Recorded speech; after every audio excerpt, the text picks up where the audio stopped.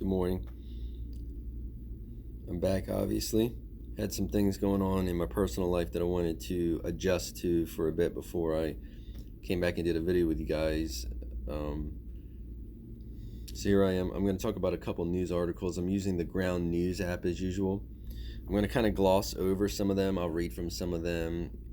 I'm on a limited time budget. In any case, the first one I wanted to start with was Trump requests mail-in ballot for the Florida congressional primary.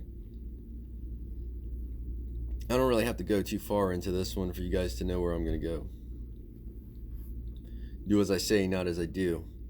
Okay? If the man is willing to get the mail-in ballots for himself, why are you going to let him suppress your ability to do so? Yes, apparently Fauci said that there should be no reason why we can't vote in person given masks and social distancing and a lack of crowds. But as we saw during the primaries, the crowds are long and huge. People don't like to wear masks, and they don't like the social distance. So using that as a sound bite does not work. In any case, do as I say, not as I do. I'm gonna get my mail-in ballots. More U.S. churches sue to challenge COVID-19 restrictions. Okay. We'll go with Washington Times on this one. A church in Los Angeles flaunting pandemic restrictions to hold indoor services sued Governor Gavin Newsom and Mayor Eric Garcetti on Thursday, alleging violation of constitutional guarantees of religious freedom. Grace Community Church and Pastor John MacArthur were warned in late July letter from local officials that each day of indoor worship was a violation of state law punishable by $1,000 fine or 90 days in jail. So their rules are basically you can hold outdoor services, and in a lot of the areas you can hold an indoor service as long as you maintain social distancing and have masks. But what these people want to do is they want to pack tons of people into their churches. They want to push the narrative that we don't need masks, and then you end up with a bunch of people that are getting infected. It was not too long ago that news articles came out stating one man infected 91 people in his church congregation with COVID. So what this is about is a mixture between money, because they want those tithing plates filled. It's a little bit lean, even though we gave them some of our tax money, to a non-taxable entity to help them get through. I'm not sure how this puts a dampener on religious liberty, because nobody's saying that you can't practice. This is 2020. Like I stated earlier, you can have smaller congregations, and you can also stream that out to more people. And if you're smart, you're doing that anyway, because that's going to pick up more viewers that can't even actually physically make it to your church if you have a good personality. Instead, you want to be a bee and act like this. This is stupid, and I definitely would not be going to churches that cared more about their money than my life. Democrats hammer Trump for entertaining false birther theory about Harris. I feel like every time there's a black politician that has more than what Trump has, he wants to start these attacks. He's not necessarily doing the attacks themselves, but he's in a position where people listen to him, okay, and he knows better. President Trump on Thursday drew swift backlash after he declined to disavow a baseless and racist conspiracy theory that Senator Kamala Harris would not be eligible to serve as vice president. Trump at a news conference was asked about an op-ed in Newsweek that was shared by an advisor to his campaign that raised the possibility Harris, who was born in Oakland, California, to immigrant parents, does not meet the requirements to hold the office. The president, who spent much of then-President Obama's time in office pushing the racist and unfounded birth theory that he was not born in the United States, said he had no idea if Harris was ineligible to run for president. I just heard that.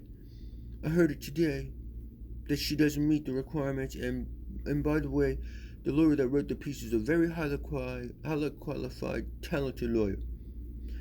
It's It's ridiculous. Okay?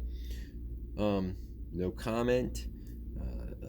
More on that will come out later. Now, let's push the narrative further instead of squashing it where it is, because we are tinfoil hat people. It's one of the things that we need to get over. This is a left 56%, center 33%, and right 10% article, meaning that the right didn't want you to hear about that, huh? I'm not going to go into this one. Trump plans to accept Republican nomination from White House lawn. Of course, we're going to use our taxpayer land, just like we use our taxpayer dollars to do coronavirus briefings in order to hold a rally at the same time, because this is all about Donald Trump. Okay, this is all about him. This is all about what he wants to do. He has run free over our institutions. A lot of people say he doesn't take a paycheck. He doesn't need to take a paycheck. He gets all the free advertising and all the emolument violations on his hotels and golf courses and things. He doesn't need to take a paycheck. We're already paying him. This one is an interesting story to me that I wanted to cover, and it's going to be the last one that I cover for today. Let's accept the cookies twice. Besieged on all sides, Ron Johnson says his probe would certainly help Trump win re-election. This is a man from Congress. Separate, but equal. Senator Ron Johnson this week said his probe of Obama-era intelligence agencies would help President Donald Trump win re-election, igniting fury from Democrats who say it was an explicit admission he's using his committee to damage Joe Biden's candidacy for president. The more that we expose of the corruption of the transition process between Obama and Trump, the more we expose of the corruption within those agencies. I would think it would certainly help Donald Trump win re-election, and certainly be pretty good, I would say, evidence about not voting for Vice President Biden. Johnson said in a little noticed Thursday interview with Minneapolis-based radio hosts John Justice and Drew Lee. Democrats compared the remark to comments made in 2015 by House GOP leader Kevin McCarthy, who boasted that the Republican-led Benghazi investigation was successful because it had helped tank Hillary Clinton's poll numbers. Facing sharp criticism, McCarthy later walked back those comments. Johnson, a Wisconsin Republican, similarly said during another radio interview this week that the evidence his committee had uncovered was so outrageous that it should completely disqualify Biden from president. All right. So, a couple things. Shit or get off the pot. I don't care about all your inciting thing. This is like lock her up. But she ain't never been locked up, okay? Because every probe that they've done on Hillary's emails have shown that it wasn't egregious enough to have her locked up. It was the little minor things. The probe into the FISA warrants ended up turning into a process argument, okay? This is all political, and Ron Johnson is using his seat as a senator in the committees that he's in to push Donald Trump as president, and that is so ethically wrong. Stop voting him in, okay? He's trash. They're all trash. I'm not against Republicans. I'm not against the GOP. I'm against sycophants and Quislings. And if you don't know what those are, look them up. You probably need a little more education on some things, because we all know what that means. If you don't know what that means, it means that you are missing out a little bit on some of these terms. Anyway, that was a diversion from what we want to talk about.